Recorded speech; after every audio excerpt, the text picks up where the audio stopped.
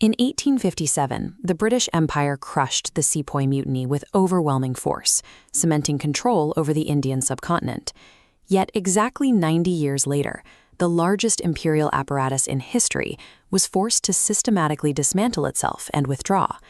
This collapse did not happen because of a single, uniform rebellion. Independence was achieved through a calculated, dynamic evolution of political frameworks.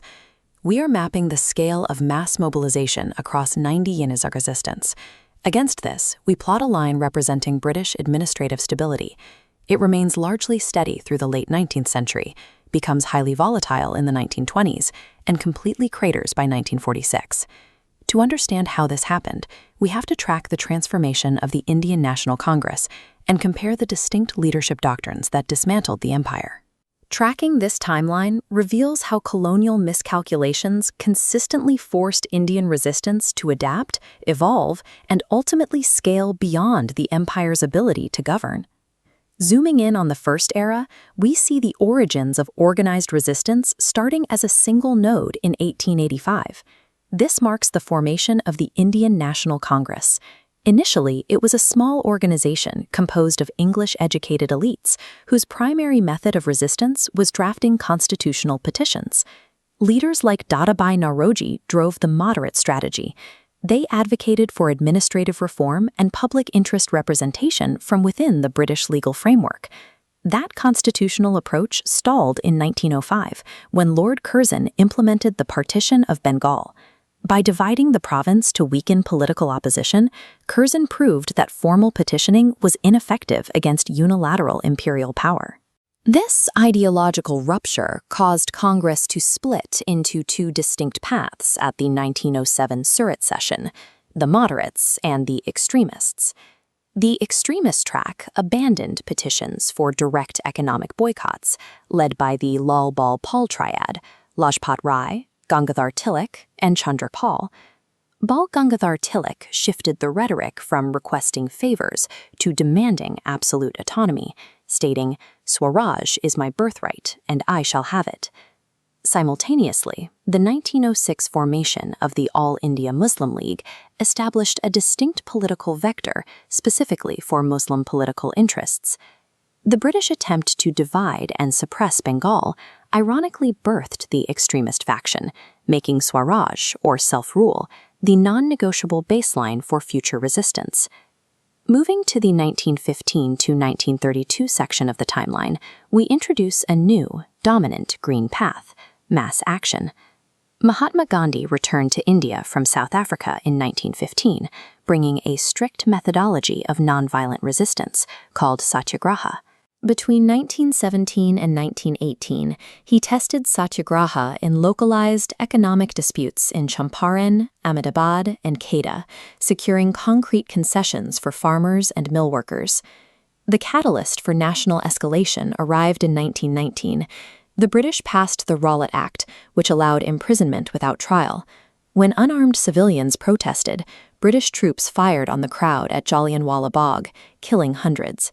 In response, Gandhi launched the non-cooperation movement in 1920. The strategy was to paralyze the British administration through a systematic withdrawal from colonial institutions. Unlike the elite petitions of 1885, this movement weaponized sheer demographics, mobilizing citizens across the country on a national scale. When a clash in Chowri Chowra turned fatally violent in 1922, Gandhi halted the movement. Without mass action, the Swaraj Party formed, temporarily pivoting back to disrupting council politics from within. Mass mobilization reignited with the All-British Simon Commission in 1928. Because the Constitutional Review Panel had 0 Indian members, it triggered immense, unified nationwide protests. The momentum carried into the 1929 Lahore session, where, under the presidency of Jawaharlal Nehru, the Congress officially upgraded its demand to Purna Swaraj, complete independence. To enforce this demand, Gandhi launched the civil disobedience movement in 1930. He targeted the British tax on salt, a necessity that united the rural peasantry. The 240-mile Dandi March culminated with Gandhi physically breaking the salt law on the beach, instantly triggering nationwide replication. The Congress boycotted the first Roundtable Conference in London, but the sheer disruption caused by the Salt Satyagraha forced the British to negotiate directly with Gandhi at the second.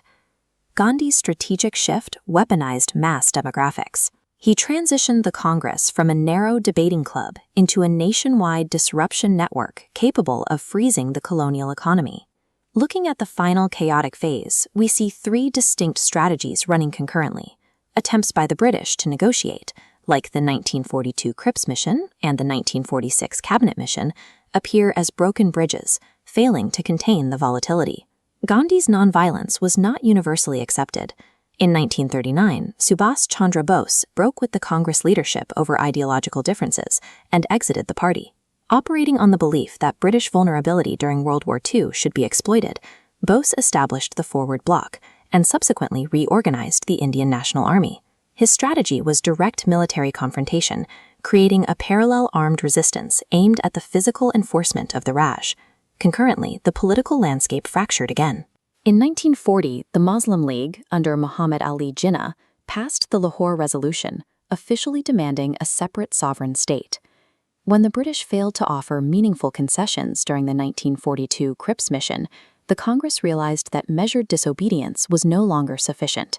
They launched the Quit India movement, a demand for immediate British withdrawal.